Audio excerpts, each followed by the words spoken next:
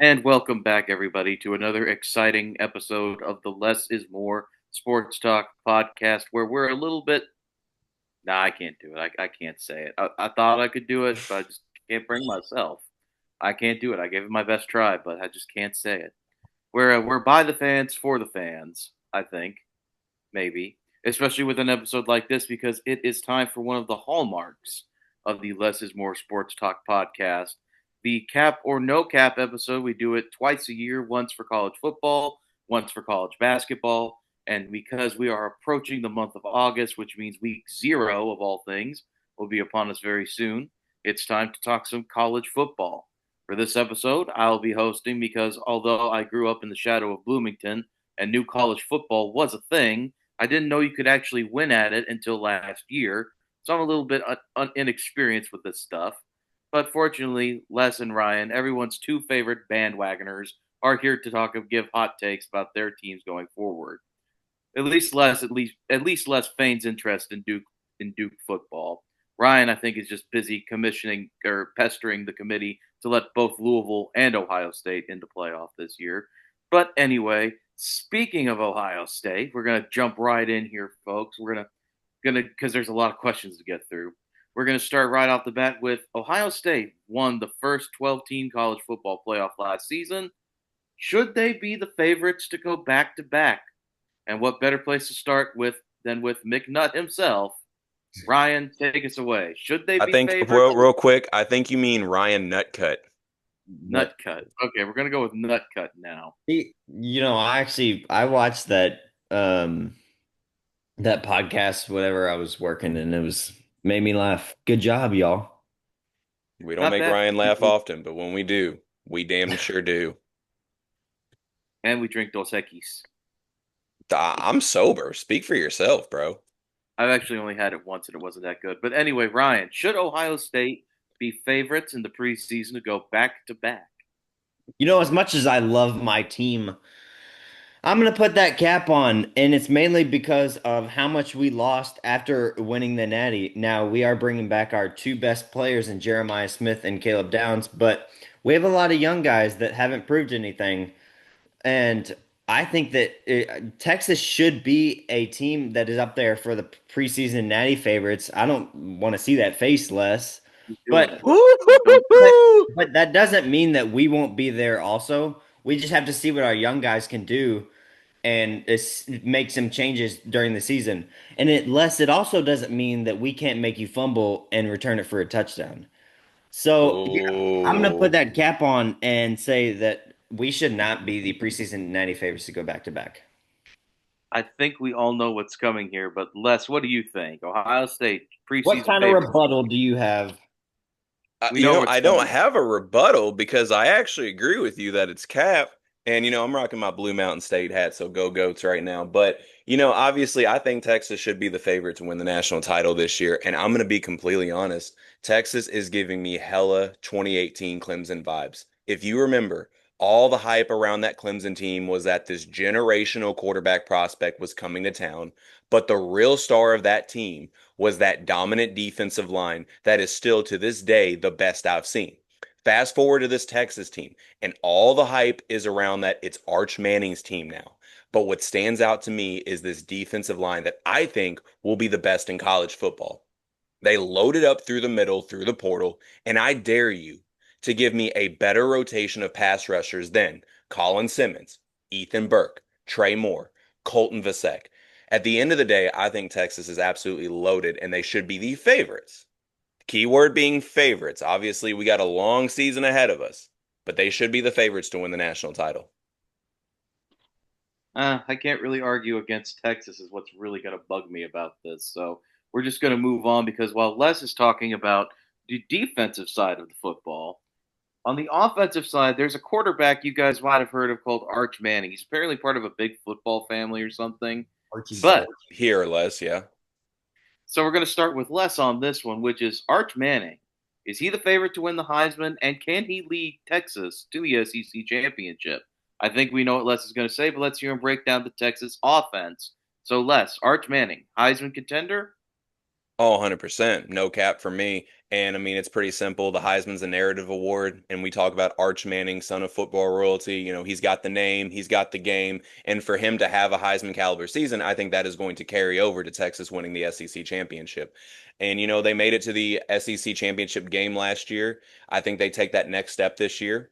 And, you know, Texas is just loaded all the way around. I mean, as much as I talked about that defensive line in the previous segment, I'm going to talk about that offense. I know we lose guys like Matthew Golden, Gunnar Helm, guys like that. You know, it's two of our best weapons from last year's team.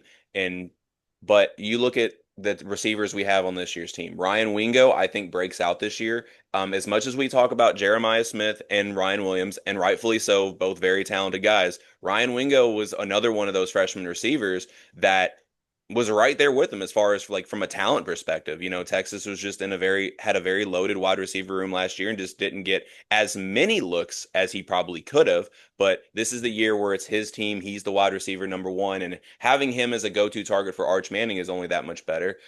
Jack Injuries comes in through the portal, who is apparently looking really good in camp right now, and he is he caught about 50 passes last year, close to 900, close to you know several hundred yards, couple touchdowns. You know, he's a very good route running tight end.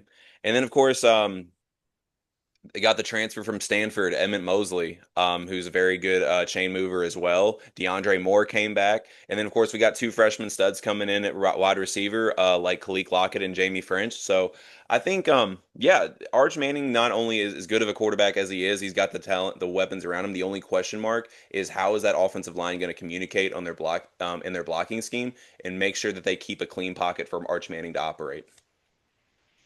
Ryan, you don't have to go as in depth as that, but Arch Manning wins the Heisman and leads Texas to an SEC championship. Cap or no cap? I'm gonna go Cap, and it's only because of the Heisman part. Mainly because he hasn't shown me anything yet that makes me believe he will be the Heisman. Um, People in the media just assume that he's going to be the Heisman right now, but can we just let the kid play and show off his skills and see what he can do? Um, Arch said it himself that he has a lot of undeserved attention right now, but I just can't wait to see what he can do, and I don't want to assume that he's already going to be the Heisman. Texas can obviously go back to the SEC championship. We'll see if they can match up again well against Georgia and beat them this time. But I'm going Cap only because of Arch Manning winning the Heisman. So I take it Ryan was not impressed with those 9 touchdowns and 2 starts last year. Well, I was impressed because it wasn't against a team with value. He Not, I does mean, have a point. shade to Mississippi State. Yeah, well, they're projected like worst in the Yeah. SEC. Shade, that's why I said shade to Mississippi State. That doesn't. But he should be up there in the Heisman. I just can't say he is yet because I haven't seen anything. But that doesn't mean he won't be. So Archibald, let's see what you can do. Archie Ball. All right. So I don't know. We're talking about Heisman's right now. I don't know if you guys remember when Drew Aller was getting Heisman hype. Everyone remembers that glorious Lord. time before that spring game footage came out. Good But Lord. fortunately, they made the playoff. They did this, they did that. But there's one thing Penn State, in spite of all their success, just seemingly can't do. But yet we ask this question again every year. Is Penn State the biggest threat to Ohio State in the Big Ten? Ryan, what's your take? Cap or no cap? I'm gonna go Cap once again. Penn State is going to be a huge threat to us, but we can't get over Michigan. And we are 0-4 in the last 4 years. This is Ryan Day's next bump to get over. He's learned a lot from last year's game, and we have what it takes. We have to spread the ball to our to our elite weapons and not play a game of football that we aren't the best at. We can't try to out physical them. Um, but honestly, I think Michigan should be worried about their quarterback, Bryce Underwood, because if he's not good, they can't be content with going 8-5 every year and having the same amount of passing yards per game as a team like Navy. So Michigan will be our biggest threat over Penn State, and they will continue to be until we get over them. So I'm gonna go Cap. before I get to Les here, I was just thinking every time we talk about the Navy on this podcast, I No just think shade to about that. Navy. Well, no shade to Navy, but I just think about that SpongeBob quote where it's like, "Not the Navy." Attention, everyone! Robots have taken the pass run option is taking over college football. Not the Navy. All right. That being said, Les, is Penn State the biggest threat to Ohio State in the Big Ten? Oh, this is going to be fun. Ryan's going to love my answer. I Uh, say it's no cap, and honestly, I think they win the Big Ten. Look, Ohio State and Oregon have a lot of moving pieces. Michigan has a freshman quarterback. USC, we never know what they're doing on defense. But Penn State has a big chunk of their college football semifinal roster returning, headlined by a top two running back duo in Nick Singleton and Katron Allen. I know I'm not Drew Aller's biggest fan, but he did put up good enough numbers last year. If he can replicate any of that, I think they'll be fine. Now, with Jim Knowles, a guy Ryan knows all too well, being the former Buckeyes defensive coordinator, um, he's already on the side of the ball that Penn State doesn't have to worry about anyway. And now you bring in my opinion, the best defensive coordinator in college football. They're only going to be that much better, in my opinion. Penn State has a good enough roster to not only win the Big Ten, but I think they'll make another college football playoff run. Potentially back to the college football semifinal, maybe play in the national title game. We shall see. Ooh, that's a big swing right there. We swing it. We're like modern baseball. It's we either striking out or we're going all in I for the will actually homer. do. I will actually give a sports take here before we move on, but a team I think that lots of people are sleeping on, and they may not make the strides that Penn State and Ohio State and Oregon can make. But a team that might be this year's kind of like Indiana's super spoiler in the Big Ten. Keep your eyes on those Fighting Illini. Luke Hmm. Altmaier's cooking something, and it could be interesting to see. And speaking of teams that wear orange, if there's any program that we love absolutely dumping on, besides Iowa, it's not Iowa, folks. It's Iowa. that good old boy Dabo Sweeney and his Clemson Tigers. But now they're returning to form. So less cap or no cap, Clemson is back to being a championship contender. I love to normally trash on Dabo Sweeney for his little moral high ground or whatever the hell he wants to call it, but no cap because he broke that moral high ground this offseason.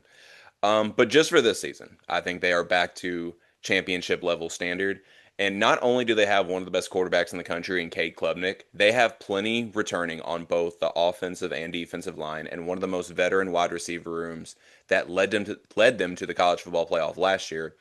They also did what no one thought Dabo Sweeney would do, and again, breaking that moral high ground, and they hit the transfer portal. Dabo Sweeney is officially all in. And when he is buying into the transfer portal, all hell is breaking loose. So I think Clemson is back to competing for a national championship this year, being a legitimate contender for a national championship this year. All right, Ryan, I know you're going to have an interesting take on this because Clemson, one of the things that's keeping Louisville from a potential college football playoff run, they're going to meet this season. But Ark is Clemson back to being an official championship contender, cap or no cap?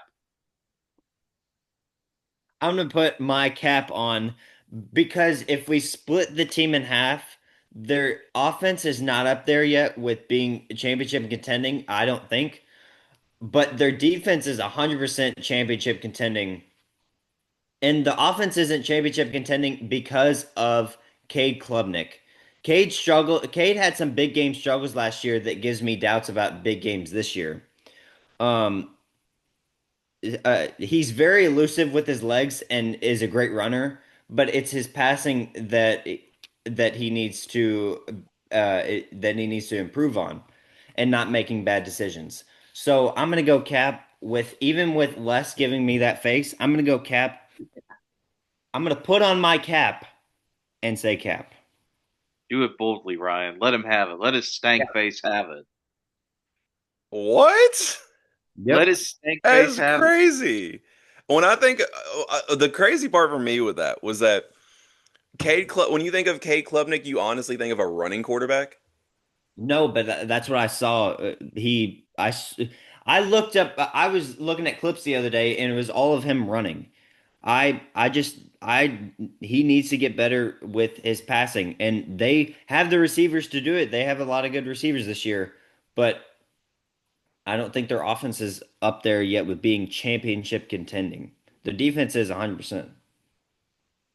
Well, Hold we've on, I'm talked gonna pull about up the his eight. stats real quick. I mean, because he I looked saw his stats. It pretty. was 36 Oh, touchdowns and six I'm about interceptions. to say what? He's not a pass. He had almost 40 touchdowns last year, and you're like, he's not up there with passing. That's crazy. But in the big games is what I'm talking about. He looked pretty good against Texas, and we had them one of the top secondaries in college football last year. I mean, he lost to Louisville at home, and also he struggled against South Carolina last year with throwing no touchdowns. And there was another team. Um, I can't forget it. I'm trying to look up their schedule. So, dude has a couple of subpar games, and now all of a sudden he struggles. I guess. Well, I you guess see, we'll have to agree to, for time constraints, we'll have to agree to disagree on that one. Brian's going with the Nick Wright method, which is like if you don't win when he's watching, it means you're terrible. I know a lot of people like that. They know who they are. They know who they. Oh God, They know who they are. that's a threat right there, Les Abbott. All right. Well, we've Well, talked they about know where I AC. live. They can pull up. Wait, Ryan, did you find that game you were thinking of before we move Yeah, on? it was early in the season, but it was Georgia that he struggled in. Oh, I think every Georgia. I forgot about that game. I was like Quinn Ewers struggled against Georgia. Everyone struggled against Georgia. I think. Well, some teams have beat them, but that's enough Well, ACC talk for today because, as we all know, there are two big boys when it comes to the college football scene, and those are the Big Ten and the SEC. So, Les, here's a question for you: Cap or no cap? The Big Ten or the B1G has overtaken the SEC as the best conference. Is this cap? Is it no cap? Does it matter you can't pay kids with Cadillacs anymore? I don't know, but what's your take? you're right. We can't pay kids with Cadillacs anymore because Texas is too busy giving them Lamborghinis for one. But this is cap to me because there was an argument last year. The SEC was down by its standards. The Big Ten added Oregon and company, and for the second straight year, they had the eventual national championship. But those days were very short lived. The SEC is back to being the most dominant conference in college football. Texas, in my opinion, has the best roster in college football. Georgia's Georgia. Alabama is now in year two under Kalen DeBoer. LSU has an experienced quarterback and the Legion of Zoom wide receiver room. Ole Miss, we all know, will be right there. Florida, though DJ Lagway has sparked a new aura in Gainesville, not to mention is single-handedly saving Billy Napier's job. Not to mention, I know you all saw that spring game. They looked like one of the best teams in the country, and their best player didn't even throw a pass. Watch out for Florida, not to mention South Carolina with another year with Sellers and Stewart, Texas A&M another year under Mike Elko and Marcel Reed at QB, and they might be getting Shamar Stewart back. No, they're just kidding. They're not. That was a fun little topic to entertain for a little bit, but no.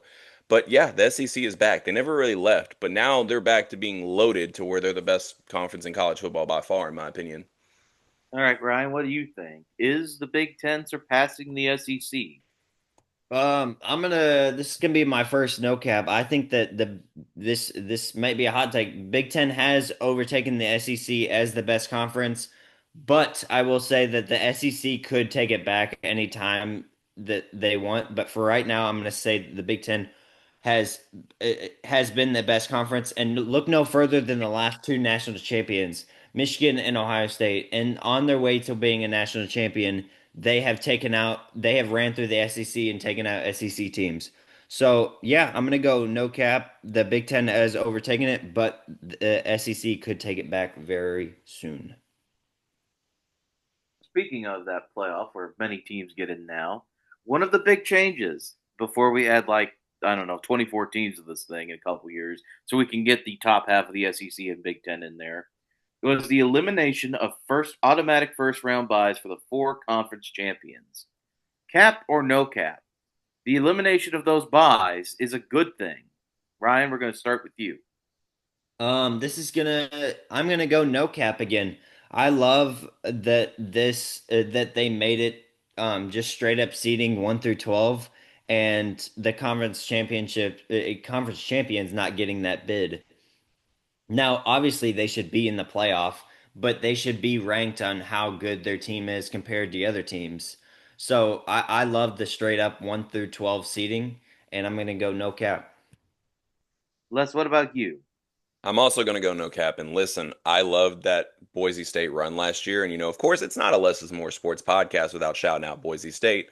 But in reality, just because you win your conference doesn't make you one of the best four teams. Looking at conferences like the SEC and the Big Ten, the non conference winners that get into the college football playoff from those conferences are often more battle tested than some of these other conferences. That's not standing, that's just reality. And the team that should get the bye are the teams that have the best resume. I think the college football playoff committee did right by that. Let's shake my hand. Virtually handshake. Let's go. We Oh just agreed, and that's the one I would think we would agree on. We might hug after the episode too. We might. Okay, I wish I had that Tony Reale mute button right now for this. Now that Ryan's 18, I can actually throw this joke out on the podcast and say that me and Ryan cuddle and watch Jeremiah Smith highlights. The look on Matt's face, though. First you said, now that Ryan's 18, like, Les, what are you thinking? And then it's like, oh, we're cuddling and watching highlights. It's like, oh, dear God. Have you ever seen that Tyler, the Creator skit where he's like, hey, me and Rocky cuddle and watch Smack DVD. I be licking his braids. Yes, I've seen that. That was my little play on that. I'm just glad you didn't say anything about. Never mind. We're done here. We're done. We're moving on to the next topic. I'm switching hats. Okay, we're done. We're done. We're done. I'm switching hats. Okay. Let's just ended the episode by saying one thing. I shut down my whole show. Well, of course, one of the runs we also loved last year from that college football playoff was that of the Arizonian State Sun Devils and the legendary Cam Skattebo. I just really wanted to say Skattebo. I'm sorry, it's fun. It is a fun name to say. It is. But in a wide open, and I mean wide open, I mean the odds on this conference are just absolutely bonkers. I think they've got like 6 teams with like 600 odds to win at the same time, but Utah's a slight favorite. But can Arizona State win the Big 12 yet again? Cap or no cap? Les, we'll start with you. This is Cap. Cam Skattebo, which that is a really fun name to say, by the way, was the heart and soul of that team. Well, now he's gone up to New York, and he's flexing about his mix of being country and hood. We all know it. If you know what you know what that means. And apparently he can't recognize Megatron on a picture, which is kind of weird, but whatever. But anyways, Sam Leavitt is not enough to hold off the real Big 12 champs this year. Give me the Kansas State Wildcats to win the Big 12, led by one of the most dynamic quarterback and running back duos in Avery Johnson and Dylan Edwards. And also, I have to say, Avery Johnson has the best hair of a quarterback since Trevor Lawrence.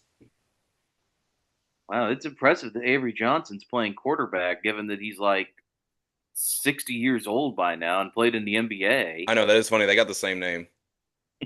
I just like pointing that out. Right. All right. First off, before we turn it over to Ryan, shout out Bean. He's made his appearance. He knows this is a big episode, so he has to show up. Say hi, everybody. Waving to his adoring fans. Bean. You will all do as I say. Listen to me. Listen to me. Emperor Bean. You all are all wrong. Georgia's winning the national title. Hey, don't lick me. Well, they are dogs. Dogs got to support dogs. But Ryan, now it's time for your cap or no cap statement on this one. Arizona State, favorites to win the Big 12. Before I get into my cap or no cap, have y'all not seen Gunnar Stockton's hair? Is that not up there? That's up there, but no, I got to go with Avery. No, that was a joke because he's losing hair. He looks like Brock Bowers. There's nothing wrong with being Brock Bowers. Who am I thinking of then? Because there was Stockton has like a messed up hairline and he's losing hair. He looks like he's 50 years old. Yeah, I must have been thinking about somebody else. Yeah, I guess you were, but us balding guys got to stick together. As far as my cap or no cap, I'm gonna put the cap on, and I'm pretty sure Les copied what I had down basically. But Arizona State is bringing back 2 players in Sam Leavitt and Jordan Tyson to their offense, but most of their offense was Cam Scadaboo last year. If you watch the Texas game, he did everything for that offense to win that game. They just couldn't come in at the end. He was even puking on the sidelines. He was literally leaving it He all was out there. doing everything. Um, but I look at teams like Kansas State with Avery Johnson and Dylan Edwards, like he said, and also a team like Texas Tech who's making a lot of moves in a positive way. Either of those two teams will win the Big 12 over Arizona State. So I'm gonna go Cap on this one. Just like Les. Oh, now you got to shake hands again. Yeah, we got a virtual handshake again. Yep. Oh, we missed one. There was it was the last one, I think. We didn't shake hands. You guys got to keep track of your handshakes here. Um, And now, since we started today's show with talk of the national champion, but now we're going to move on to the national runner-up, the Notre Dame Fighting Irish, as it were, led by Marcus Freeman. And our cap or no cap here for Les. He's going to start us off. Notre Dame, are they going to be back in the college football playoff semi-final this year? Not the final, the semi-final. Les, cap or no cap? So listen, I love what Marcus Freeman is doing at Notre Dame. He's built the right culture. He's recruiting well. They now have 6 top 50 recruits for the class of 2026, more than any other team. They're always going to be good defensively. They have the best running back room in the country. Sorry, Penn State fans. But I have to cap this. Oh, I just don't know what I'm getting out of CJ Carr. Riley Leonard's leadership is a big loss. Maybe Carr is more talented than Leonard as a passer. Maybe he's not. But we don't know enough right now to predict another college football playoff semifinal berth. all right, Ryan, what about you? Notre Dame, are they going to make it back to the semifinals of this year? this one we do not get to handshake on. I'm very sorry, Oh, Les, but I am gonna go no cap. I think Notre Dame will be back in the semifinal. Don't overlook their schedule. They have a couple tricky games that will be a big test early on, especially week one against Miami, and that's just one of the many great games that we're getting week one. How lucky we are as college football fans. But they have to figure out their quarterback, whether it be CJ Carr. I know he looked good in the spring game, but spring game is not everything, as Drew Aller would say probably. But but they do have the best running back in the country, and they have a really good defense, highlighted by freshman All American Leonard Moore. But I'm a huge fan of Marcus Freeman. Not because he's an Ohio State guy, because of what he showed and how good of a coach he was last year. Marcus Freeman gets more out of his players than a lot of teams that have more elite players do, if that makes any sense. And they So get some pretty elite players on top of that. yeah, he does. But so yeah, I'm gonna go no cap on this. Notre Dame will be back in the semifinal. that's a bold take, Mr. Ryan. Yep. All right. Oh, did you have something you want to say? And Les is here for the bold takes. Why are you Les covering is your here for the face bold there, take. Leslie? He's hiding behind his Cooper flag thing again. That's Isaiah Evans. Thank you very much. Oh, He's hiding behind his Duke thing again. There. There we Say go. that. That's better. Also, going back to the college football playoff, Boise State, because as you know, we can't do this podcast without mentioning Boise State at least once, and now we've mentioned them twice. So that's nowhere near a record, but hey, we did it twice because twice is nice.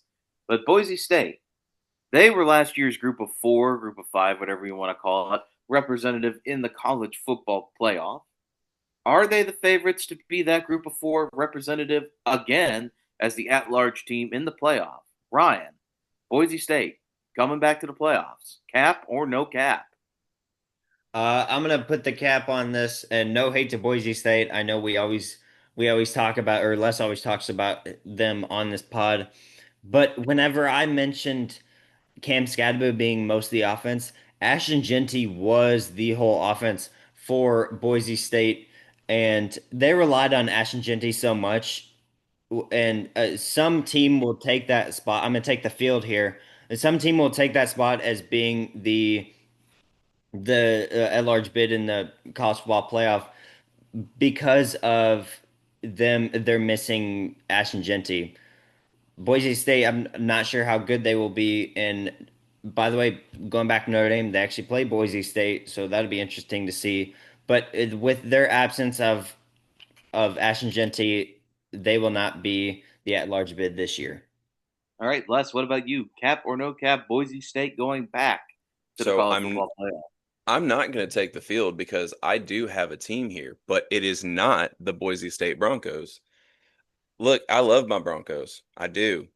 But I'm actually going to go with their conference rival, UNLV.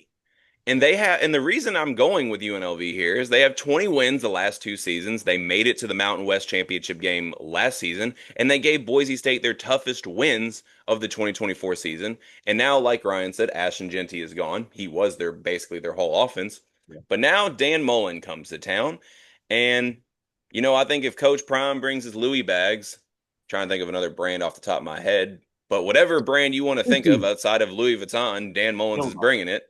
Gucci. Um, there we go, the Gucci bags. And they load up with talent. They add transfers like Justin Flo, like Denver Harris, and also look for new quarterback Alex Orji to revitalize his career with the Rebels and have all those. Help me out here, Ryan. Help me out here. No, Ryan, don't do it. Orgies in the end zone. Yes, sir. There is going to be some orgies in the end zone. Let's go. Be in Well, Vegas. Oh, for God's sake. Well, this podcast is officially dead. Much like the career of Lincoln Riley. Ha ha. Ha ha. That was a good transition right there. Which brings us to our last question. That's funny. Lincoln Riley, does he have the hottest seat in college football? Ryan, cap or no cap? I'm gonna put my cap on because there are other coaches in college football that have a hotter seat, in my opinion, than Lincoln Riley. But Lincoln has always had a good offense, and expect them to have a really good offense this year with Jaden Mayava, Jacoby Lane, and Makai Lemon. But he's actually starting to lock in on defense a little bit. I know that's weird. Lincoln Riley's not used to having a defense, but he's making moves and he's developing one that he's needed for years. Their defensive coordinator, Danton Lynn, I think that's how you say his name, has made some improvements and by reducing opponents' points per games by 10 points so far. That was just in year one. But USC believes in Lincoln Riley and are starting to lock in on defense, which is very important because he's always had that great offense, but they have to score 90 points a game just to win a college football game. So 90 points is a little bit, I'm a little bit going over the head, but they had always had to score a bunch on offense and could never stop a nosebleed on defense. All right, Les, what do you say? Is Lincoln Riley on the hottest seat in college football? Cap or no cap? It's Cap. And it's our own favorite coach of the show, Brent Variables. And I want to say real quick, this one comes from the bottom of my heart because as a Texas fan, I heard all you so-called experts who said back when Oklahoma and Texas announced that they were going to join the SEC, that Oklahoma would adjust better than Texas. And look how that's turned out. First, Lincoln Riley, ironically enough, ducks the SEC and jumps out to USC. Then Brent Venables comes to town. And I said on this show that his aspirations were to be the best defensive coordinator in college football, not a head coach. And would you look at that? Minus the 1 year with Dillon Gabriel. The Sooners have yet to have a winning record. 6-7 twice in 3 years. And this is coming off a Lincoln Riley era in which the Sooners won the Big 12 4 times in 5 years and never had below an 8.18 winning percentage. This level of mediocrity should not be tolerated at Oklahoma. And as much as I love to enjoy beating the Sooners by 40 plus every year, it's kind of starting to get boring. So Brent Variables, better hope John Mateer is everything that he's made out to be, or it'll be another 6-7 or worse season, and he could be out of a job. Sorry, that was a joke that I made that it was for like a what the younger kids say, younger than me, when you said 6'7". So yeah. Les is scared of Skibidi toilet. I know. He's told me this No, I know privately. the 6'7". I know the 6'7", Mr. Killian Tilly himself, or all that See, I don't even know lore. what it means, but No, but yeah. So it looks like we is that a handshake or not? Yeah, that's a no, handshake. no, it's not. Shake his hand, Les, for God's sake. Wow, wow. All right, and with that thrilling handshakeless conclusion, we got some bad blood after the game. We bring our episode of Cap or No Cap to a close, and before we get to the longest minute and a half in podcasting, always remember to like and subscribe to the Less is More Sports Talk podcast. Follow the side quest, as Les calls it, on TikTok, Beans Dad 018, where he posts videos about what recruits Texas assigned and nothing else. And with that, we conclude the Cap or No Cap 2025 episode where we see how accurate we are in December. And now, without further ado, it's time for me to talk about UFOs for the next 90 seconds. You know, um, I'm just gonna step right over that. Sorry about that. Les's face when I said that was He's hilarious.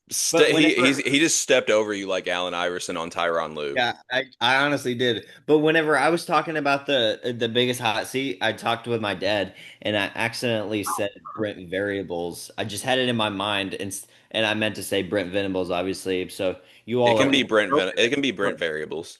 yeah, I We, mean, choose what you want to choose. I'm just impressed that we brainwashed Ryan this quickly. Yeah, I am certainly brainwashed. Thanks. And to add something to what we talked about earlier with the group of four teams, UNLV good choice, but also keep your eyes on James Madison. They had that post coach Sig year last year. They've reloaded. They're going to be a sneaky team to watch because I think they're probably going to go undefeated. It just Ooh. comes down to what that record looks like and what the records of Boise and UNLV look like. Matt is a closet James Madison fan. I do like that logo. I mean, the JMU with the bulldog, it's a beautiful purple. I wore 10 different hats last. You don't think I'm going to do that again? Then you got nothing coming. You have a I JMU hat. didn't say one way or the other. I do not have a James Madison hat yet. More hats will come. James Madison, More, like the podcast and give Matt a hat. more Yep.